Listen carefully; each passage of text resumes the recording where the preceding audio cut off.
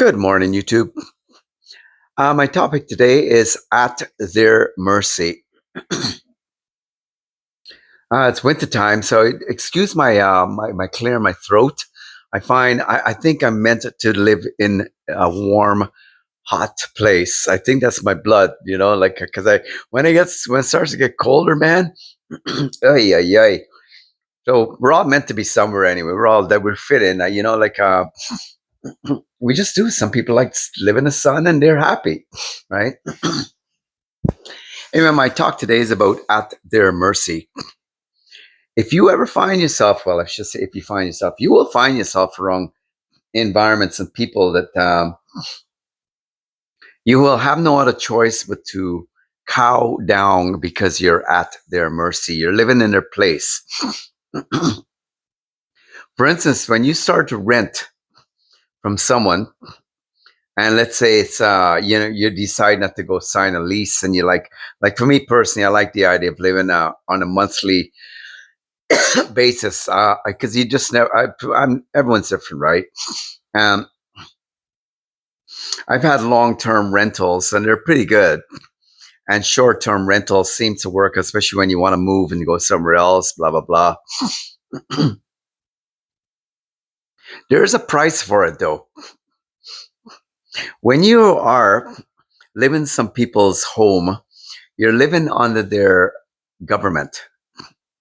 The Bible goes into this in detail, not in great detail, but in detail, that everything is governed by a certain level of authority.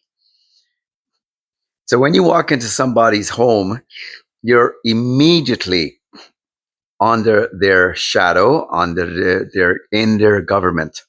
However, the structured disciplines and principles by which they live will be executed to you, which is called the rules. It may not be as much as written rules, it will be unwritten, unspoken rules. And as you get to stay longer there, they will eventually come to the surface. Some people, unfortunately, do like the idea of being in power.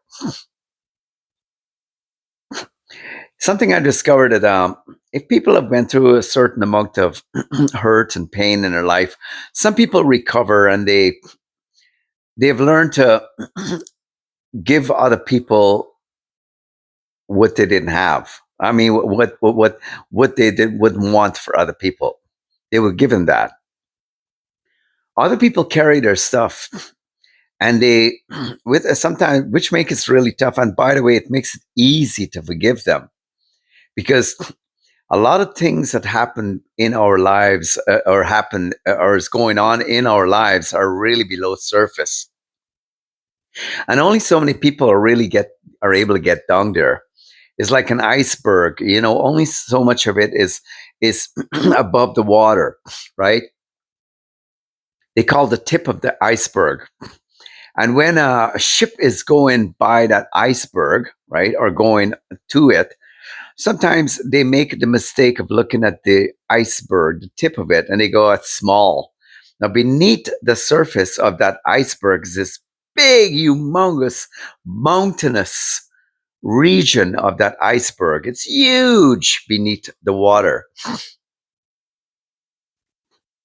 And when you are living with some people or living in their environment, you're renting from them, the unspoken stuff that they will start with is projection. The little things that they will say. If they're highly guarded of their stuff and they're highly threatened by losing their stuff, it becomes really a bit of a stiff environment because you will eventually begin to feel the pressure of their expectations. Now, what's crazy about their expectations? I'll give you an example. I remember I was I was tilling this land. It was a small piece of land. I was using a tiller. That's where you turn up the dirt, right? the soil and everything. And the reason why you do it is so you can lay down sod after. In that way, that the ground is all turned up, churned up, whatever you want to say, to prepare to put the sod on. In that way, it goes down and it's not sitting on just flat ground, right? And this guy, and you know, the thing is, a lot of times in our lives, the first impression is usually the best one you'll ever have. But I knew somewhat that this guy when I moved into this place, and I was moved in because this person I knew from high school, kind of really strongly. And that's another thing too about when you're making decisions to go live with people, be very careful of the amount of emotions that are involved to get you to live there or even to move in. All right. Sometimes the stronger the emotions that are involved is also the involvement of the strong attachments you will have to people's issues. And when I moved in, he slowly, her husband slowly started to show a kind of a projection, or he liked to project a lot of inadequacies. And people go through their life, and they're very careful in picking and choosing the kind of people they will push their stuff onto, their issues. Like I said before, like the iceberg, a lot of people don't break up the shit going on inside of them. They said they're just there, the tip of the iceberg as a warning. And when he came down the stair when I was doing the tilling, everything was going great. As soon as that guy stepped down on the stair and he looked at me, the tiller got all messed up and hit the fence. And it started to upchurn the fence, right? Of course, he put in the fence. Well, he looked over and he basically, the look and the expression I got from him, what are you doing messing up my fence, right? He didn't see that I was doing what I was doing just fine without him being there. And also what I was doing it as a favor and just being nice. You know, you're there, you kind of like, I want to help or whatever, right? And I knew his wife from years back. But it left me with such a bad, horrible feeling. The level of condemnation and he threw at me is like a net, right? He didn't care that I was what I was doing. You know, some people would have said, "Oh no, okay, oh, are you okay?" Right? I mean, I turned the thing off right away. I knew what to do, right? And you learn through in your life how to wear the like a duck's feathers, the back of it. You learn how to be so smooth that whatever sent you slips off very easy. You learn to deflect, and it takes time to do this because at first you don't really want to believe that people can actually be projecting their stuff. Getting back to living with people is that wherever you are with people at their mercy, they will use and they know because in some way, shape, or form, when you paying them rent, by the way, wherever you live it is your home. It is your safety net, man. And don't let anybody ever try to fool you and tell you that having a home and where you live is not extremely important. I would say it's probably 80 to 75% of importance of what's going to happen in your life. Because when you're sleeping and when you're living and when you come home to relax and you got all this crazy, weird vibrations and invisible stuff going on in the environment, it's going to affect you. It's going to affect your sleep. It's going to affect your dreams, and it's going to affect your goals and your inspiration and your motivation and even your emotional life. It will affect you. Some people like the idea of you being at their mercy.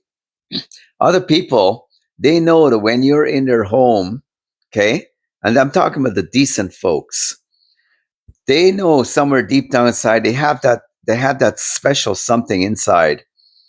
They know that you're there and you're vulnerable, and they will not overstep that, nor will they exploit your vulnerability. Being at a mercy, some people is really, really concerning because it's really hard to lose your voice and to lose your sense of standing up to someone's nonsense, especially when you have already, and we do, when are you, I mean, if you, when you kick into survival mode, it's amazing the high sensitivity that comes alive. It's like, it's like the deer in the forest. The deer is doing his thing, and the predator is a little way over. And as soon as the predator comes close and is hidden, the deer immediately goes bing, and it's alive. A sensitivity and awareness that was not showing when it's relaxing, but all of a sudden that deer goes into flight, not fight. And that is a thing. And I'm talking to empaths here, people who are, people who've learned the ability to care a lot about other people who are very thoughtful, people who are very internally internally retrospective. They introspective, I should say. They know, they're so highly aware and capable of know what's going on inside of them and also what's going on in their environment. They care so much for people that they don't desire in any way, shape, or form to hurt somebody who's living in their environment, especially when their person's at their mercy. And it works the same way too with animals. Some people do get animals because it gives them a sense of power. You know, when they dress up the animal and they do all these silly things and they post the animal, they use the animal for likes on social media and all these, it's vain and disgusting and stupid and ridiculous. But those animals are at their mercy. In any environment you walk into, especially, and I could be wrong, I remember in the 70s and 80s, it probably wasn't as bad.